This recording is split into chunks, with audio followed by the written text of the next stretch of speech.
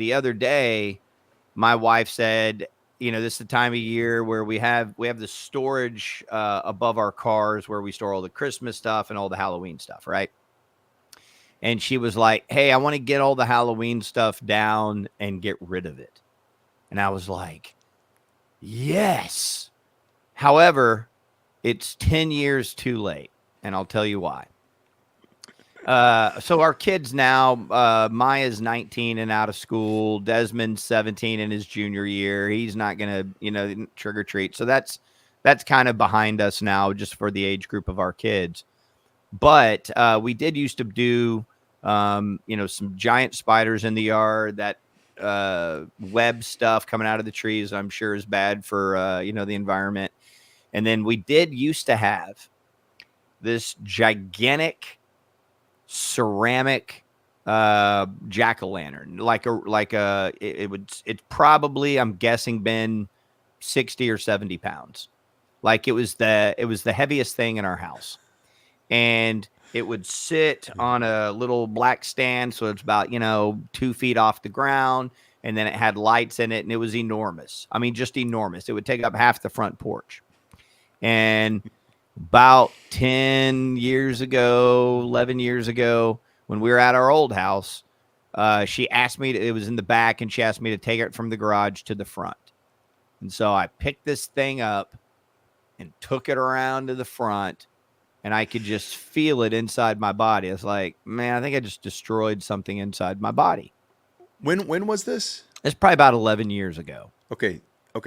And so I was like, something ain't right in there.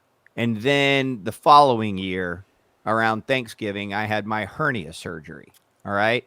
I'm very confident that I got my hernia on the right side of my body by lifting that thing and carrying it around. It was the kind of thing that I should have put on a dolly, right? Right. But also, the whole deal about taking the dolly through the side yard, and it's muddy and it's whatever. You don't want to do it.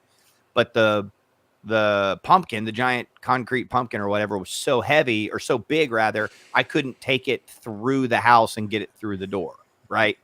It was that impractical and gigantic. And so also probably sounds like it's hard for a 2-person carry because of the shape of it too. So exactly right. It's a 1-person carry, and not even ideal to sit on a dolly, but dude, that's if you're like, I think for a guy like the Light Farms giant, your neighbor, he would have picked it up and put it under his arm and walked with it like this. But for a little scrawny guy like me, I got to leverage it and everything I got. So I'm 1,000% convinced that's where I got my first hernia. Oh. And then when they got in there, they also saw that I had one in my belly button. So there was 2 hernias, and I remember it well because I got it leading up to Thanksgiving, because that's when we had. The belly button one you got from porking right around Thanksgiving? Yes. That was the one that you called the other day a sexual hernia. So anyways, I had a hernia on the right side and one on the left side. Holy shit, Ben. That was one that, I felt those. So about, I don't know, a few weeks ago, I looked down, and on my left side above my junk, it was there's like a little bulge. It was protruding out. And I was like, shit, I know that. So that's another hernia. I don't know how I got this one. Maybe it too was a sexual hernia, but good for you, man. It wasn't bothering me. And there was no pain, but I know the deal. And I was like, all right, I got to get that patched up at some point. And they just go in there, and it's robotic, and they put like mesh in there. Right. And the mesh is supposed to line, because basically a hernia is just like a tear in tissue. And where it can get bad is if that tear opens bigger and organs start going through it. And so we got basketball season coming up. And once that gets going, you know how insane life gets, right? I mean, there's just no time for anything. Mm-hmm. And so I was like, I guess I got to get this done. And I asked the doctor, I was like, hey, man, can I just put this off to the end of the season? Is there any issue there or anything that could happen medically? And he goes, well, no, the only problem would be is if it got twisted up in there and cut off the blood flow to your testicles. And I was like, all right, I'll get the damn thing done. So you like that, but only if it's on purpose, right? Right. If it's a Michael Hutchence situation, I'm in. Yeah. But if it's, just me going about my normal business, and now like I've got junk messed up. Yeah. So anyways, so I'm going in Monday morning. It's only a 45-minute procedure. And then I went ahead and took off, the day of the surgery. And then I took off the next day because I think it's been a decade, but if I remember correctly, it's painful, like just sore.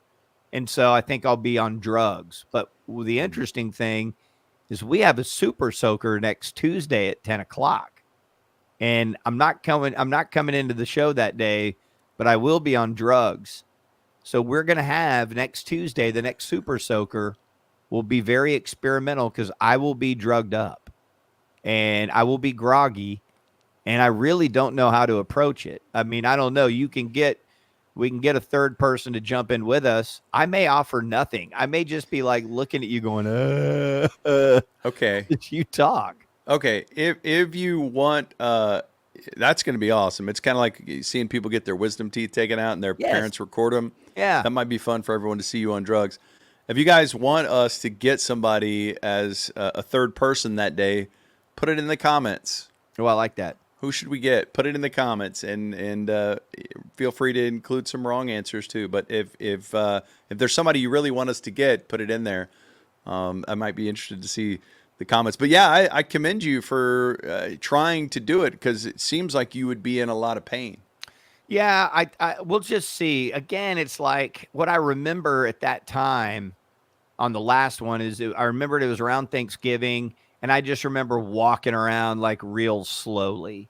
I don't remember the intensity of the pain. I just remember walking around real slowly. Now, all I have to do for this is walk upstairs and turn on the camera, right? So I'm convinced I can do it, and it's not going to be a problem. I just think like I didn't want to drive into the station and all that kind of stuff on Tuesday. So I went ahead and took the second day off. I'll be back on the show by Wednesday. Everything will be fine, but I don't really know the quality of what I'll be offering up to you next Tuesday. Badass. I think that's a wild card factor, Dude, we're getting some people. Some people are saying Dingoes. People say Mikey, Strip Mall Steve Shackelford, Kevin Turner. Lots of people putting some nominees in there. I like Big Bulge Bo. If we could get the guys from the Saturday morning car show on, maybe George Clooney. You guys want to drive out to DeSoto for a free burger? Yeah, that sounds like a great expenditure of my gas. Free, huh? Like, who's making it? We're going to be in Waco, and we're going to have hot dogs, too. If you guys want to drive down here, it's on us. It's a free hot dog and a burger. So I get a hot dog and a burger. All the right. buns, too. For $30 in gas.